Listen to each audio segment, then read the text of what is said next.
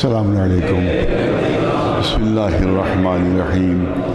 الحمد للہ الذی علا بحولہ ودنا بطولہ مانع کل غنیمت وفضل وکاشف کل عظیمت وعزل نستعینہ قاہرا قادرا وتوکل علیہ کافیا ناصرا واشہد ان لا الہ الا هو الہا واحدا احدا الذي لم يتخذ في عز جلاله صاحبة ولا ولدا واشهد ان محمدا عبده المصطفى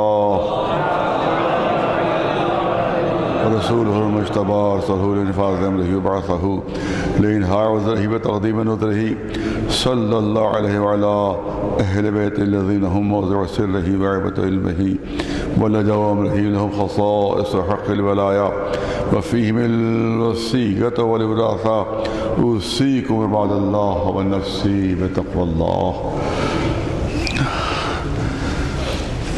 موضوع گفتگو جب تک چل رہا ہے وہ بنیادی حیثیت رکھتا ہے اور قرآن مجید بھی اس بات کو ثابت کرتا ہے اور احادیث معصومین بھی اس بات کی تائید کرتی ہیں کہ انسان جو خطاؤں میں مبتلا ہوتا ہے، جو گناہوں میں مبتلا ہوتا ہے، اس کا بنیادی سبب ہے دنیا سے بے جا محبت، دنیا سے بے اندازہ محبت کہ انسان آخرت کو بھول جائے اور اس کی نگاہوں میں صرف دنیا ہی دنیا ہو. تو ایسا شخص جو ہے وہ ہر بری صفت اس میں پیدا ہو جاتی ہے. یہی شخص ظالمی بن جاتا ہے، یہی شخص حاسد بنتا ہے. حب دنیا انسان کو حاسد بنا دیتی ہے. فلاں پاس اتنا ہے ہمارے پاس نہیں ہے، فلاں پاس یہ عہدہ ہے ہمارے پاس یہ نہیں ہے، فلاں پاس کار ہے ہمارے پاس نہیں ہے. اب یہی دنیا کی محبت جو ہے اس کو بے ایمانیوں میں مبتلا کر دیتی کہ ہمارے پاس بھی ہونا چاہیے، ہم تو اس سے نیچے ہوئے جا رہے ہیں، ہم تو اس سے کمتر ہوئے جا رہے ہیں. لہٰذا یہی محبت دنیا جو انسان کو حاصل بناتی ہے اور یہی حسد جو ہے اس کو بے ایمان بنا دیتا ہے، یہی حسد اس کو دھوکے باز بنا دیتا ہے، یہی حسد اس کو رشوت خور بنا دیتا ہے کہ اب رشوتیں لے، اب بے ایمانیاں کرے، اب دھوکہ دہی کرے تاکہ وہ اس کے برابر پہنچ سکے کہ جس سے اس سے حسد ہے. تو اسی طرح سے اسی سے بخل پیدا ہوتا ہے. حب دنیا سے بخیل ہوتا ہے، بخیل ہو جاتا ہے. کیسے جیب سے نکالے؟ وہ قارون کا کیا ہوا تھا؟ قارون جو جہنمی بنا اس کا سبب یہی حب دنیا تھی کہ جب جناب موسیٰ نے فرمایا کہ تمہیں اپنے مال سے زکوٰۃ نکالنا ہے. اب جو اس نے زکوٰۃ کا حساب کرنا شروع کیا تو 40% جو زکوٰۃ تھی وہ کئی ہزار اونٹوں پر بار ہو گئی. ایسا دولت متاثر آج تک مشہور ہے قارون، دولت قارون آج تک مشہور ہے. تو کئی ہزار اونٹوں پر وہ بار ہوئی زکوٰۃ، 40واں حصہ. اب اس کا دل پھٹنے لگا.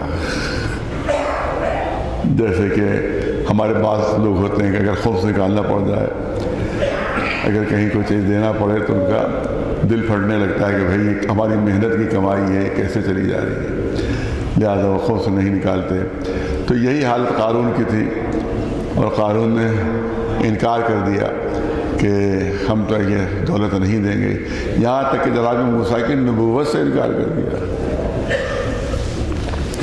اور یہاں تک خرابیوں میں مبتلا ہوا کہ یہ نبی نہیں ہے، یہ پیغمبر نہیں ہے، یہ رسول نہیں ہے. اور پھر یہاں تک نوبت آ گئی کہ انسان جب گرتا ہے تو گرتا چلا جاتا ہے، بالکل تحت الثری تک پہنچ جاتا ہے. جیسے آپ کے سامنے مثال موجود ہے کہ کہاں سے شروع ہوا اور کہاں پر جا کے ختم ہوا. بے ایمانیاں اوقاف میں، امام اعتماد علیہ السلام کی جائیداد میں بے ایمانیاں،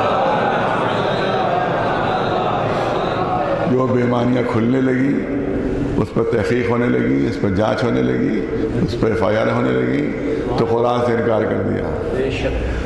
پہلے تو 26 آیتوں سے انکار کیا کہ 26 آیتیں بڑھی، لیکن رفتہ رفتہ بڑھتا ہے انسان. 26 آیتیں غلط ہیں اس میں، پورا قرآن صحیح ہے، 26 آیتیں غلط ہیں. بعد میں اور بڑھا کہ پورا قرآن غلط ہے، پورا قرآن فرضی ہے. پھر اور پڑھا رسول فرضی ہیں، معاذ اللہ معاذ اللہ، وہ رسول ہی نہیں ہیں، اور اس کے بعد اس کے اوپر تہمتیں، ان کے اوپر الزامات، غلیظ الزامات، اس کے بعد یہاں تک کہ وہ اسلام سے منکر ہوا اور بن گیا وہ دشمن اسلام، وہ بن گیا، آج وہ یہ تک کہہ رہا ہے، یہاں تک کہ وہ ہے کہ ہم کعبے کے اوپر بھی بھگوا جھنڈا لگا سکتے ہیں۔ یہ جملے اس کے ہیں انٹرنیٹ پہ چل رہے تھے کہ کعبے کے اوپر بھی ہم بھگوا جھنڈا لگا سکتے ہیں، یہ اس کے جملے ہیں۔ تو کہاں تک گر گیا وہ، کہاں تک گر گیا؟ صرف محبت دنیا میں کہاں تک وہ گر گیا، کس طرح سے پس ہوتا چلا گیا کہ تحت الثری پہنچ گیا۔ بس یہی حالت قارون کی بھی ہوئی تھی کہ پہلے تو نبوت سے انکار کیا کہ نبی آپ نہیں ہیں، پہلے تو انکار کیا زکوٰۃ دینے سے کہ یہ آپ کا اپنا حکم ہے، اللہ کا کوئی حکم نہیں ہے، اللہ کی طرف سے ایسا کوئی حکم نازل نہیں ہوا ہے، آپ نے خود سے بنا لیا ہے۔ اس کے بعد بڑھا تو پھر نبوت سے انکار کر دیا کہ آپ اللہ کے نبی ہی نہیں ہیں، اور اس کے بعد اب جو بڑھا تو اس نے ایک فاحشہ عورت کے ذریعے سے الزام لگوا دیا، جناب موسیٰ کے اوپر الزام لگوا دیا کہ یہ نبی ہیں، یہ لوگوں کو ہدایت کر رہے ہیں، یہ نیک اعمال کی توفیقات ان کے لوگوں کو جو ہے وہ لوگوں کو توصیہ کر رہے ہیں نیک اعمال کا، جبکہ خود ان کا عمل یہ ہے کہ یہ عورت جو ہے اس کی گود میں جو بچہ ہے وہ انہی کے گناہ کا ثمرہ ہے۔ تو یہاں تک نوبت پہنچ گئی تھی کہ نبی کے اوپر اتنا گندا الزام لگا دیا، صرف حب دنیا میں، صرف محبت دنیا میں۔ اسی لیے حضور سرور کائنات محمد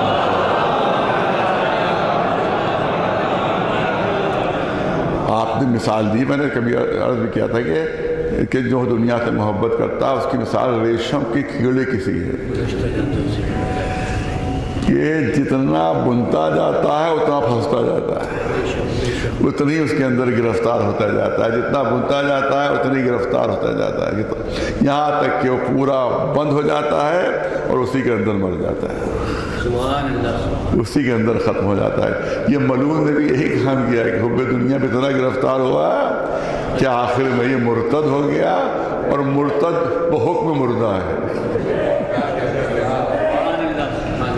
مرتد بحکم مردہ میں پتہ نہیں یہاں کا اتنی تقریریں ہو چکی ہیں تب یاد بھی نہیں رہتا ہے کہاں کیا کہا تھا۔ تو میں نے کہا تھا کہ جو مردے کے احکام ہے وہی مرتد کے احکام ہے، جو مردے کا احکام وہی مرتد کا احکام ہے۔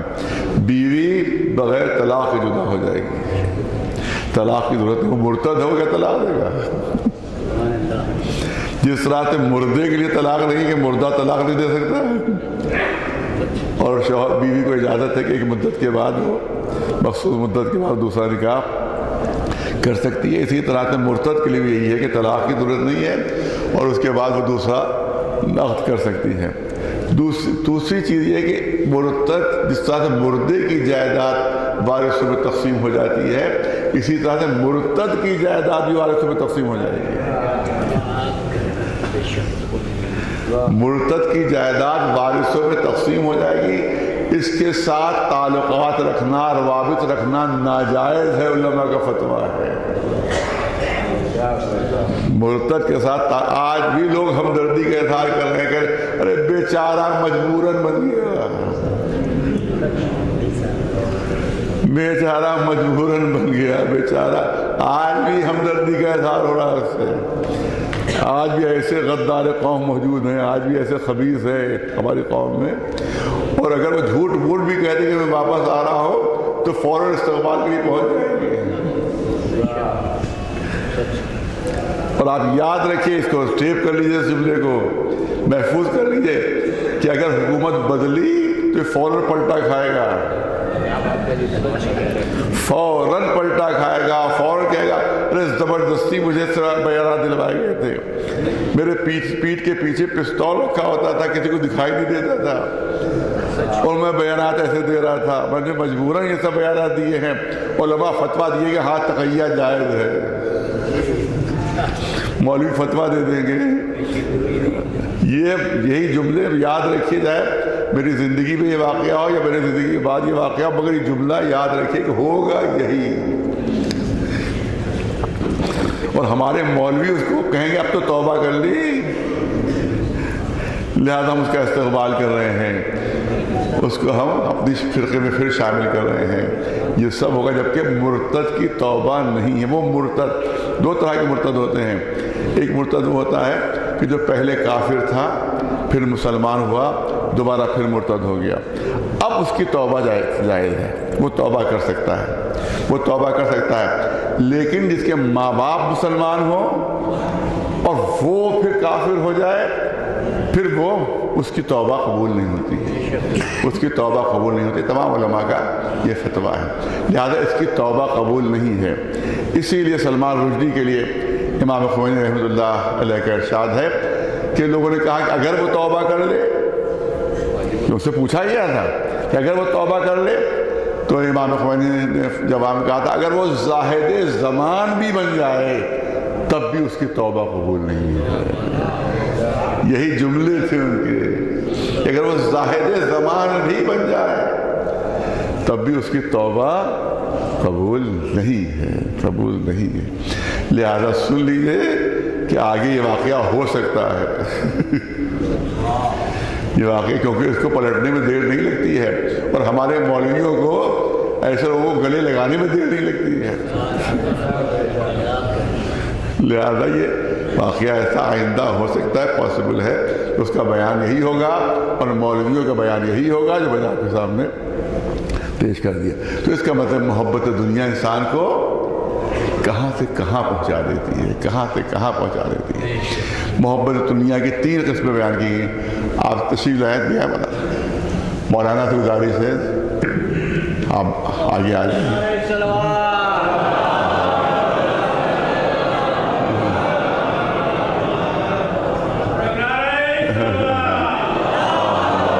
آئیے تشریف لے آئیے.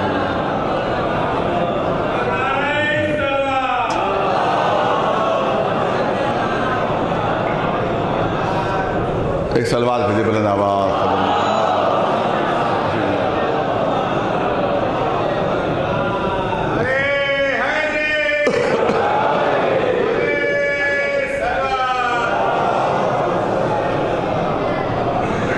تو اسی لیے معصومین کا ارشاد ہے کہ حب دنیا رأس کل خطیۃ، کہ ہر گناہ ہر خطا کی جو بنیاد ہے وہ محبت دنیا ہے. دنیا کی محبت، یہ دنیا کی محبت ہے جو انسان کو بخیل بناتی ہے، جس کی بے قارون بن جاتا ہے.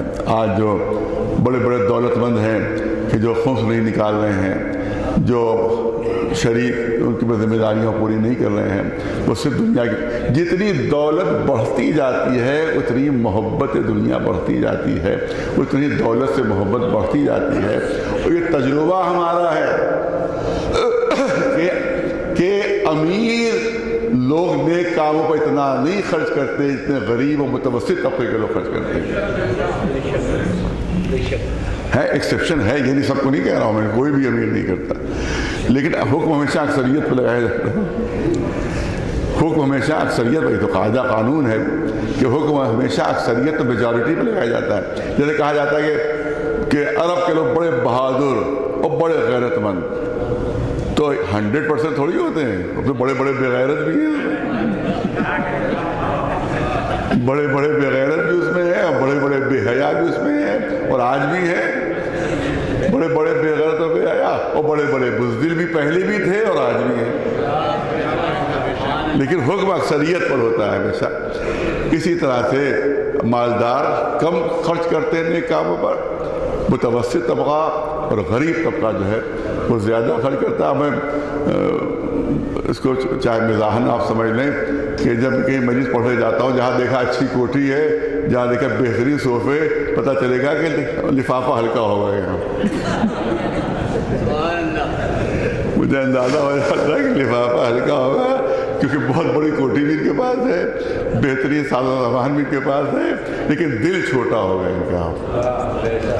لہذا ہمیں خود بہت تجربہ اس چیز کا جو ہم آپ کے سامنے بتا رہے ہیں اسی طرح سے آپ دیکھیں نہیں ہے، یہ نہیں کہ میں نے 100% کہہ رہا ہوں، بلکہ بعض ایسے ہیں کہ جو دل سے خرچ کرتے ہیں، زیادہ خرچ کرتے ہیں، لیکن حکم ہمیشہ اکثریت پہ۔ تو جتنی بھی کہ جتنی دولت بڑھتی جاتی ہے اتنی دولت سے محبت بڑھتی جاتی ہے، اتنی حب دنیا بڑھتی جاتی ہے۔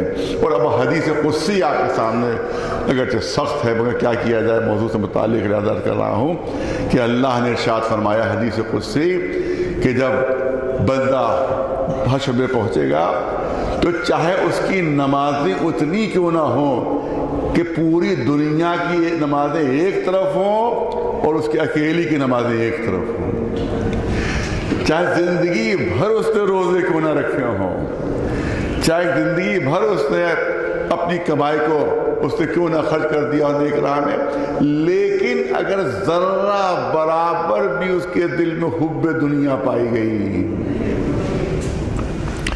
ذرہ برابر بھی اس کے دل میں ریاکاری پائی گئی، ذرہ برابر بھی اس کے دل میں شہرت کی طلب پائی گئی، تو ساری نمازیں اس کے منہ پر مار دی جائیں گی، سارے روزے اس کے منہ پر مار دیے جائیں گے۔ اور اگر اس کے دل میں کہیں پر اللہ کی محبت ہوگی بھی تو اللہ کہہ رہا ہے کہ ہم اس کو جڑ سے اکھاڑ پھینکیں گے اور اس کا انجام جہنم ہوگا۔ اس کا مطلب یہ ہے کہ ریاکاری بھی آتی ہے تو حب دنیا کی خاطر، شہرت طلبی بھی آتی ہے تو حب دنیا کی خاطر، جتنی بھی خطائیں ہیں اس کی بنیاد حب دنیا۔ اگر ذرہ برابر بھی حب دنیا ہے تو پھر کوئی عبادت اس کی کامیاب نہیں ہوگی، کوئی روزہ اس کا قبول نہیں ہوگا۔ جس طرح سے آپ دیکھیں، مثال دے سکتا ہوں آپ کے سامنے، جس طرح سے کہ دریا بہہ رہا ہو اور اس کے اندر کوئی نجاست شامل ہو جائے تو دریا کی پاکیزگی پر کوئی فرق نہیں پڑے گا، لیکن اگر آب مضاف ہو، شربت کا سمندر کیوں نہ ہو، شربت کا سمندر کیوں نہ ہو، ایک ذرہ نجاست کا اگر گر جائے گا تو پورا سمندر نجس ہو جائے گا، پورا سمندر نجس ہو جائے گا۔ اسی طرح تو حب دنیا ہے کہ چاہے عبادتوں کا سمندر کیوں نہ ہو، لیکن اگر ایک قطرہ بھی حب دنیا کا اس میں شامل ہے تو پوری عبادتیں رد کر دی جائیں گی، سارے نمازیں رد کر دی جائیں گی، سارے روزے رد کر دیے جائیں گے۔ ایک سلوات بھیجے پر محمد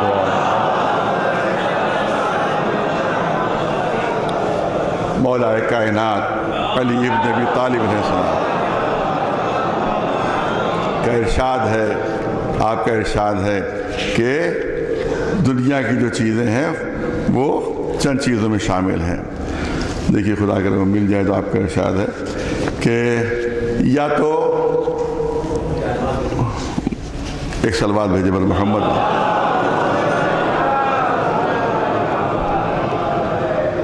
ایک سلوات اور پر محمد چلیے شاید وہ پرچہ ہی رہ گیا۔ اب ایک قرآن مجید کی ایک آیت جو ہے میں وہ آپ کے سامنے پیش کرنا چاہتا ہوں جو اس کے سلسلے میں بنیادی حیثیت رکھتی ہے کہ دنیا کی مثال جو دی گئی ہے وہ قرآن نے بارش سے دی ہے، بارش سے، کمثل الغیث اعجب الکفار نباتہ، یہ دنیا جس طرح سے بارش سے کھیت اگائے، بارش سے ایک کھیتی نکل آئے اور بارش سے کچھ پودے اگائیں جس کو دیکھ کر کسان بہت خوش ہوتا ہے، یہ کہ ایک آندھی آئے اور طوفان سے سب کچھ برباد ہو جائے اور بکھر جائے، دیکھ رہا ہے وہ کافر کہ بہترین کھیت لہلا رہا ہے، دیکھ رہا ہے وہ کافر کہ بہترین کھیتی ہوئی ہوئی ہے، لیکن یہ کہ ایک طوفان آ گیا اور سارا کھیت برباد ہو گیا، سارا کھیت ختم ہو گیا، اولے گر پڑے، سارا کھیت ختم ہو گیا، سارا کھیت برباد ہو گیا۔ دنیا کی زندگی بھی بس ایسی ہی ہے، دنیا کی زندگی بھی ایسی ہے کہ تھوڑی دیر تک انسان خوش رہتا ہے، اس دنیاوی زندگی سے وقتی طور پر تو انسان خوش ہو جاتا ہے، مگر نتیجہ کیا ہے؟ پھر بڑھاپے کی خزاں ہے اور پھر موت کی آندھی ہے اور سب کچھ یہاں پر دھرا کے دھرا رہ جاتا ہے۔ اس کا مطلب یہ ہے کہ دنیا وقتی ہے اور آخرت ہمیشہ کی ہے۔ ہم کو وقتی چیز کو ٹھکرا کر ہمیشہ کی چیز اختیار کرنا ہے، اور وہ ہے آخرت، اور آخرت ملتی ہے نیک اعمال سے، آخرت ملتی ہے محمد و آل محمد کی سیرت کو عمل کرنے سے۔ صلوات بھیجے پر محمد والے۔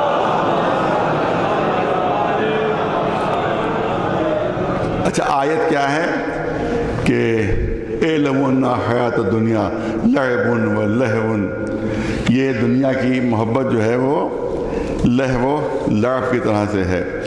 اور ایک صلوات اور بھیجے پر محمد والے۔ مسئلہ ہے کہ جلدی میں نکلتے ہیں تو تمام پرچے والا جو لکھے ہوتے ہیں وہ رہ جاتے ہیں۔ اعلموا انما حیات الدنیا لعب و لہو و زینۃ و تفاخر بینکم و تکاثر فی الاموال والاولاد۔ دنیا کیا چیز ہے؟ لعب و لہو۔ علماء نے بتایا کہ لعب وہ چیزیں ہیں جو انسان کو دنیا کی طرف مائل کرتی ہیں۔ لعب وہ چیزیں ہیں جو انسان کو دنیا کی طرف مائل کرتی ہیں، اور لہو وہ چیزیں ہیں جو آدمی کو آخرت سے غافل کر دیتی ہیں، جو آخرت سے غافل کر دیتی ہیں۔ اور علامہ بہائی بہت بڑے عارف گزرے ہیں، انہی نے اس کی جو تفسیر کی ہے وہ میں آپ کے سامنے پیش کرنا چاہتا ہوں۔ تو انہی نے فرمایا کہ انسانی زندگی کو اللہ نے 5 ادوار میں بانٹ دیا ہے۔ اسی آیت کے ذیل میں شیخ بہائی رحمۃ اللہ علیہ بہت بڑے عالم، بہت بڑے عارف گزرے ہیں، انہوں نے فرمایا کہ اللہ نے انسانی زندگی کو 5 ادوار میں بانٹ دیا ہے، 5 ادوار میں بانٹ دیا ہے۔ پہلا دور جو ہے وہ لعب کا ہے، یعنی کھیل کود۔ جب بچہ چھوٹا ہوتا ہے تو سوائے کھیل کود کے اور اس کا کوئی مشغلہ نہیں ہوتا ہے۔ اس کے بعد تھوڑا اور بڑا ہوتا ہے تو لہو شروع ہوتا ہے۔ اب سیر و تماشا، سنیما ہے، ٹی وی ہے، ویڈیو ہے، انٹرنیٹ ہے، فلمیں غلط قسم کی ہیں۔ اب یہ ابتدائی جوانی کا زمانہ ہے، یہ ابتدائی جوانی کا زمانہ ہے۔ اب تیسرا دور ہے وہ زینت کا ہے، یعنی تھوڑا اور بڑھے تو بہترین کپڑے ہوں، اچھے کپڑے ہوں، فیشن کے مطابق ہوں، جیسا فیشن ہے ویسے وہ کپڑے ہوں۔ آپ نے دیکھا ایک زمانے میں فیشن یہ تھا کہ اچھے کپڑے، اور اب شاید فیشن یہ ہے کہ تھوڑا بہت پھٹا ہونا چاہیے اسے۔ میں نے دیکھا کہ اچھے خاصے دولت مند تو معلوم ہوا کہ وہ پینٹ جو ہے وہ گھٹنوں سے بھی پھٹی ہوئی ہے، اور پینٹ جو ہے وہ نیچے سے پھٹی ہوئی۔ ہم نے کہا یہ کیا ہوا؟ یہ آگا کیا تھا، آج کل یہی فیشن ہے۔ اور کبھی کبھی بیچارے ماں جو ہے وہ جب دیکھتی ہے کہ یہ بچے کا کپڑا پھٹا ہوا ہے تو وہ بیٹھ جاتی سینے کے لیے، تو دوڑ کے آگے بڑھتا رہے، اماں یہ سی کیوں رہی ہے، یہ آج کا فیشن یہی ہے۔ تو آج کا فیشن یہ، میں نے کسی زمانے میں عرض کیا تھا کہ ایک زمانے میں اس طرح سے وہ چلے تھے پینٹ کہ بالکل جیسے بندوق کا غلاف ہوتا ہے، بندوق کا غلاف بالکل۔ تو مجھے دیکھ کے تعجب ہوتا تھا کہ پہنتا کیسے اس کو، چپکے ہوئے بالکل پیر سے۔ اور کچھ دنوں کے بعد جو فیشن چلا تو معلوم ہوا کہ ایسا پینٹ ہے جیسے تکی کا غلاف جھولتا چلا رہا۔ بال کبھی یہاں چھانے تک کے ہیں، معلوم یہ فیشن ہے، کبھی معلوم گنجے چلے آ رہے ہیں کہ آج کل یہی فیشن ہے۔ خواتین میں بھی فیشن بدلتا رہتا ہے، معلوم کہ ایک فیشن جو ہے وہ 6 مہینے چلا، معلوم شوہر سے کہا جا رہا ہے کہ بھائی دوسرے کپڑے سلوائیے، وہ سب پرانا ہو گیا فیشن، اب میں پہن کے جاؤں گی کسی مجلس میں، کسی محفل میں تو لوگ ہنسیں گے، خواتین ہنسیں گی، لہٰذا فیشن بدل گیا۔ تو یہ زندگی کیا ہے؟ یہ جوانی کی زندگی ہے کہ جب انسان زینت اور فیشن کا دل دادا ہو جاتا ہے، اور جو چیز اچھی ہوتی ہے، اچھی سواری ہو، اچھی خوراک ہو، اچھا گھر ہو۔ چوتھا درجہ ہے خود ستائی کا، تفاخر کا درجہ ہے۔ اب ذرا سی عمر آ گئی تو فخر فروشی ہو رہی ہے، جس کو اس میں کہا جاتا ہے فارسی میں فخر، ہمارے پاس یہ ہے، ہمارے پاس وہ ہے، ہمارے پاس یہ ہے، عہدہ بڑا ہونا چاہیے، کرسی بڑی ہونا چاہیے، وزیروں سے تعلقات ہونا چاہیے، یہ ہونا چاہیے، وہ ہونا چاہیے، فخریہ بیان کر رہے ہیں صاحب۔ اس کو کہتے ہیں تفاخر۔ یہ زندگی کا چوتھا درجہ ہے جو قرآن نے بیان فرمایا ہے۔ اور 5واں درجہ ہے تکاثر۔ تکاثر یعنی اب بڑھاپے میں لالچ میں اور اضافہ ہو جاتا ہے، زیادہ سے زیادہ جمع ہو جائے، زیادہ سے زیادہ مال ہو جائے، زیادہ سے زیادہ جائیداد ہو جائے، زیادہ سے زیادہ ہمارے پاس قیمتی سے قیمتی کاریں ہو جائیں، یہ ہے تکاثر، اور آخر میں موت ہے اور قبر کی اندھیرا ہے اور ہمارے اعمال ہیں۔ ایک صلوات بھیجے بر محمد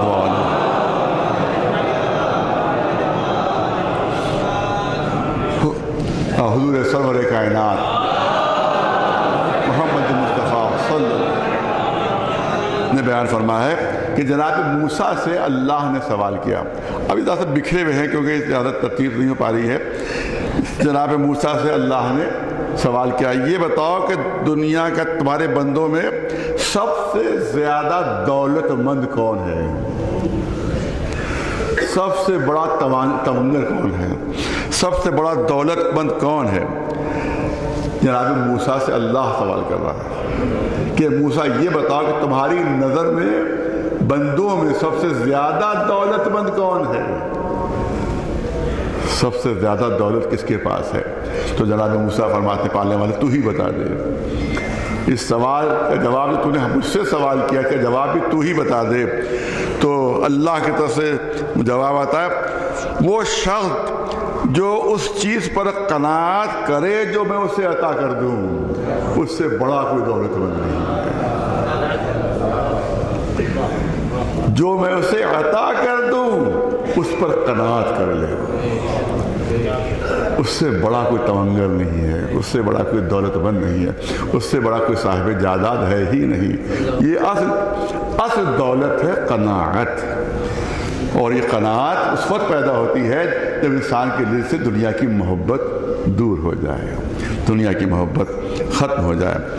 اس کے بعد ارشاد ہے کہ حدیث قدسی سے میں پچھلی دفعہ بیان کر چکا ہوں کہ اے بندے اگر مجھے ساری دنیا بھی دے دوں تو تجھے اتنا ہی استفادے کا موقع ملے گا جتنا تیری قسمت میں ہے۔ شاید بیان نہیں کیا تھا میں نے۔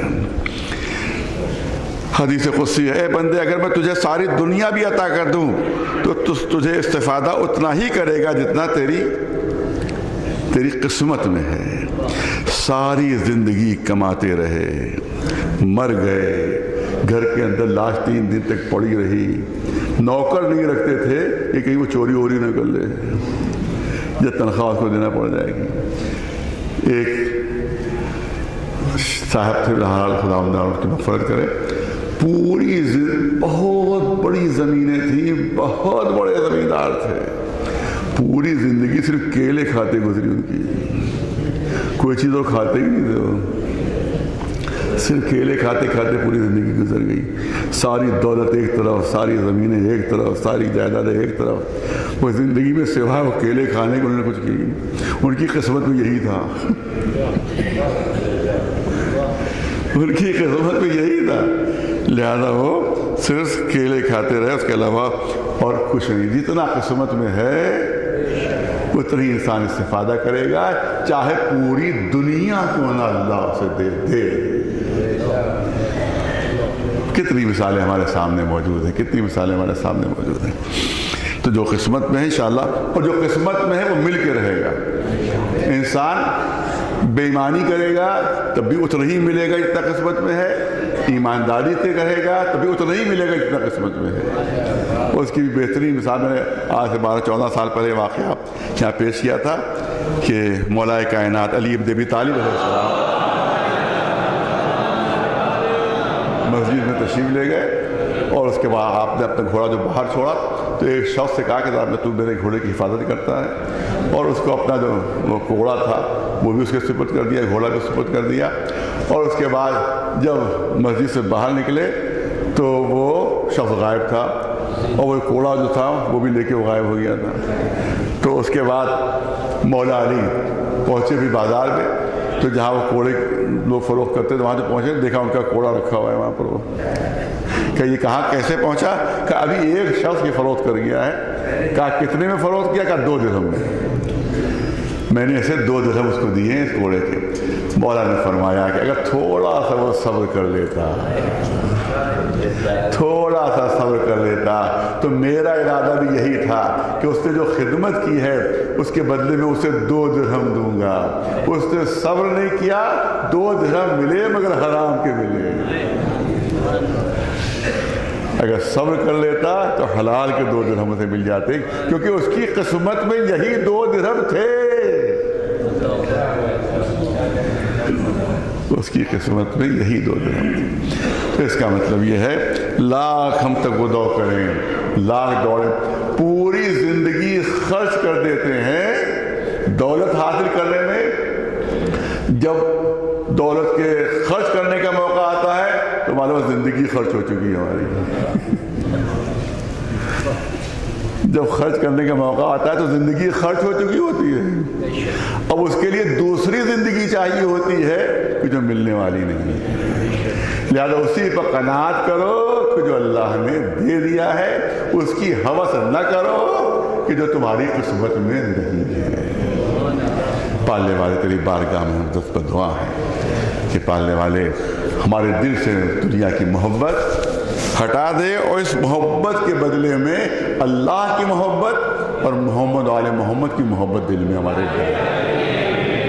کیونکہ جب اس محبت سے دل بھر جائے گا اور پر ہو جائے گا تو پھر کسی اور محبت کی پھر گنجائش ہی نہیں رہے گی. پالنے والے ہمارے امام زمانہ کے ظہور میں تاجیل فرما دیں.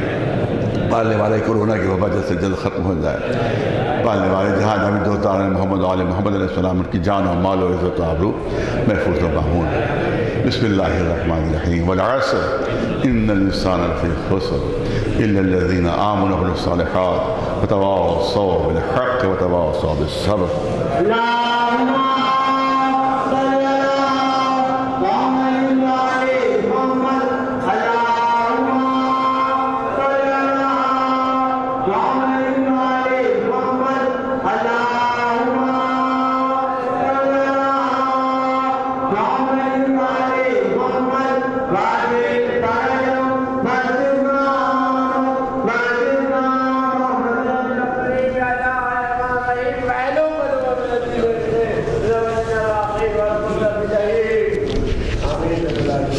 بسم اللہ الرحمن الرحیم.